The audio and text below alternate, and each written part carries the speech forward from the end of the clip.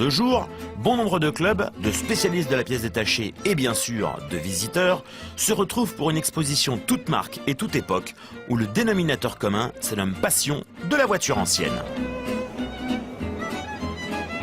Avec 350 exposants dont une centaine de clubs spécialisés, chacun trouve son bonheur.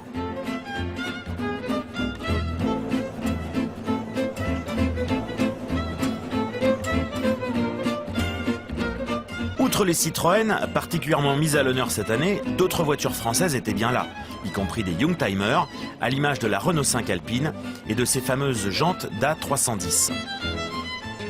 Plus baroque, le stand Panhard faisait la part belle au monde de l'utilitaire, de plus en plus à la mode dans les salons de voitures anciennes, avec une sacrée mise en scène. Dans le même esprit, les clubs Peugeot exposaient d'ailleurs un fourgon Tollet, publicitaire 203. Présence importante des petites italiennes, où nous retrouvions par exemple nos amis de l'Auto-Bianchi Club de France, qui peaufinaient la célébration des 40 ans de la petite A112.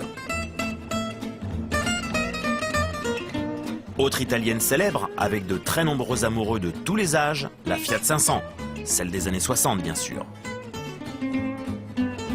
À côté du club, des vendeurs spécialisés et des pièces détachées, on commence même à lui trouver des ateliers spécialisés sur la restauration intégrale, une aubaine pour ce célèbre pot de yaourt. Un travail de pro sur une petite voiture populaire, voilà qui fait plaisir à voir, et on imagine que celui ou celle qui en prendra le volant dans quelques mois ne sera pas peu fier. Automédon, c'est presque un défilé de mode. Certes, il fallait oser, mais c'est le lieu idéal pour prendre ce genre de risque.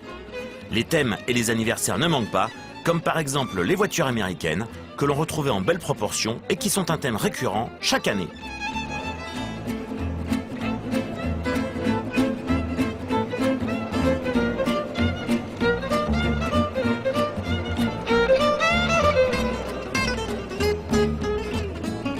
Les miniatures sont également présentes en nombre, ainsi que les spécialistes des plaques en émail. D'époque ou refaites, car attention, les deux types coexistent désormais dans ce type de salon, souvent côte à côte. À l'extérieur du hall principal, les marchands de pièces proposaient un peu de tout et à tous les prix. Il faut fouiner et savoir négocier pour dénicher la pièce qu'il vous manque ou tout simplement trouver un bel objet de déco.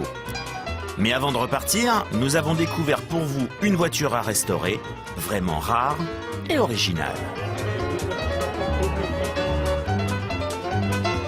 Alors cette petite voiture est une Berkeley, voiture anglaise de 1957, motorisée par un moteur de moto à la base, qui est un moteur de cylindre refroidissement par air.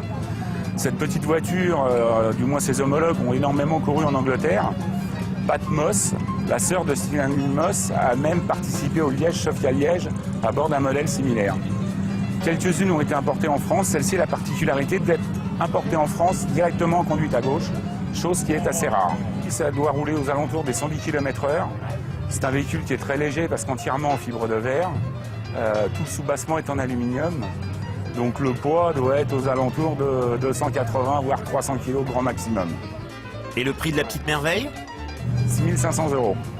À restaurer, complète, avec sa capote, ses glaces de côté, sa calandre, les bulles de phare. Pour démarrer la passion de la restauration de la voiture ancienne, c'est un bon petit véhicule simple.